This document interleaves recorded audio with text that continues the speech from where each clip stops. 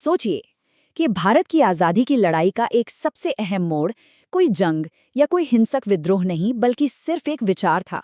जी हाँ, एक ऐसा जबरदस्त विचार जिसने एक सोई हुई राजनीतिक चेतना में जैसे जान फूंक दी। ये कहानी है होम रूल आंदोलन की, वो लहर जिसने खामोशी को तोड़ा और हमेशा के लिए इतिहास का रुख मोड़ दिया। चलिए इस दिलचस्प कहानी की गहराइयां में उतरते हैं। इंग्लैंड की जरूरत भारत का अवसर है। पहले विश्व युद्ध की उथल-पुथल के बीच एनी बेसेंट का ये एक वाक्य सिर्फ एक नारा नहीं था। नहीं, ये एक बहुत ही गहरी, एक बहुत ही रणनीतिक सोच थी। उन्होंने ये समझा कि ब्रिटिश साम्राज्य उस वक्त युद्ध में बुरी तरह उलझा हुआ है, वो कमजोर है।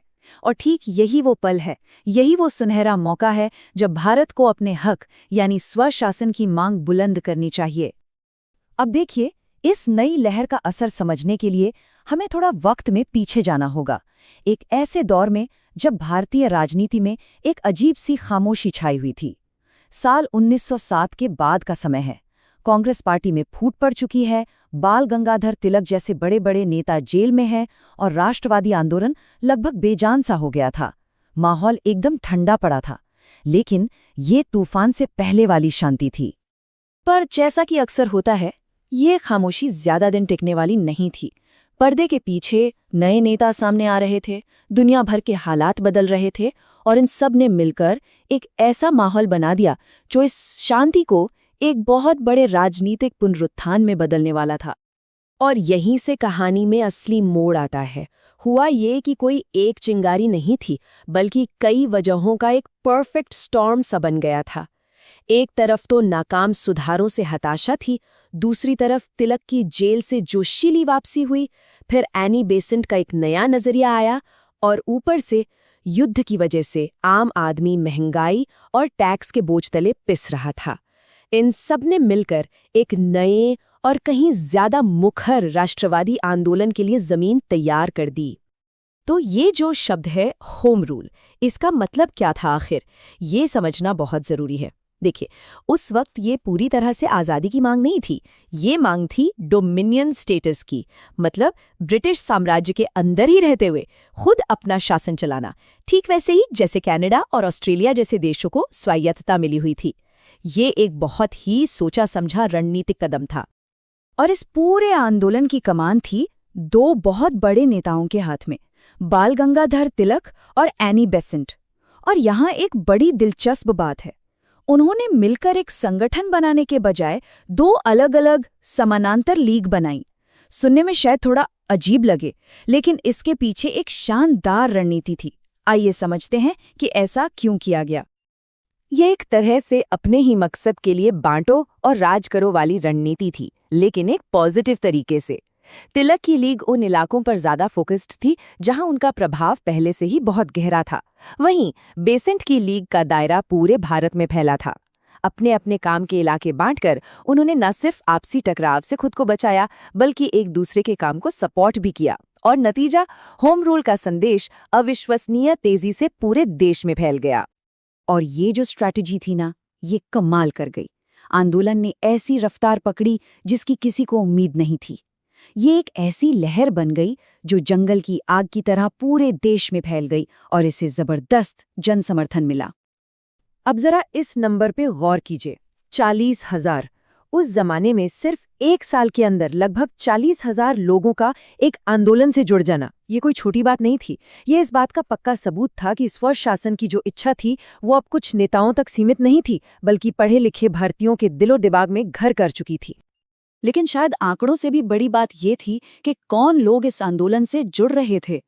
जब मोतीलाल नेहरू, जवाहरलाल नेहरू और मोहम्मद अली जिन्ना जैसी हस्तियां इसका हिस्सा बनी, तो ये सिर्फ नाम नहीं थे, ये वो लोग थे जो आने वाले दशकों में भारत की तकदीर लिखने वाले थे।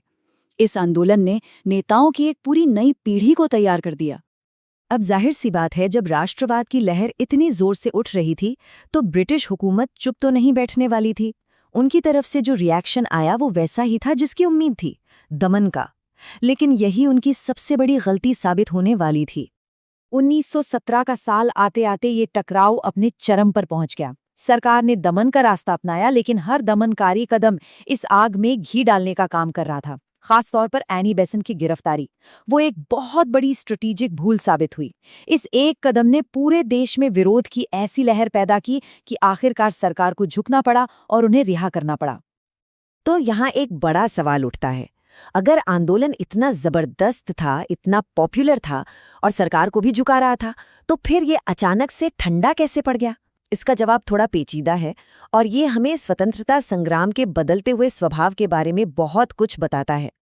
देखिए, भले ही इस आंदोलन की आग धीरे धीरे ठंडी पड़ गई, लेकिन इसकी रोशनी ने एक ऐसी छाप छोड़ी जो हमेशा के लिए इतिहास में दर्ज हो गई। इसकी असली विरासत इस बात में नहीं है कि ये कितने दिन चला, बल्कि इस बात में है कि ये अपने पीछे कितने बड़े बदलाव छोड़ गया। तो इसके धीमे पड़ने की वजह क्या थी? असल में कोई एक कारण नहीं था, कई चीजें एक साथ हुईं। एक तरफ तिलक को एक केस के सिलसिले में इंग्लैंड जाना पड़ा, जिससे लीडरशिप में खालीपन आ गया। दूसरी तरफ ब्रिटिश सरकार ने सुधारों का लॉलीपॉप दिखाकर नरमपंथियों को शांत कर दिया। और सबसे बड़ी बात, भारतीय राजनीति के मंच पर एक नई शक्ति का उदय हो रहा था, महात्मा गांधी।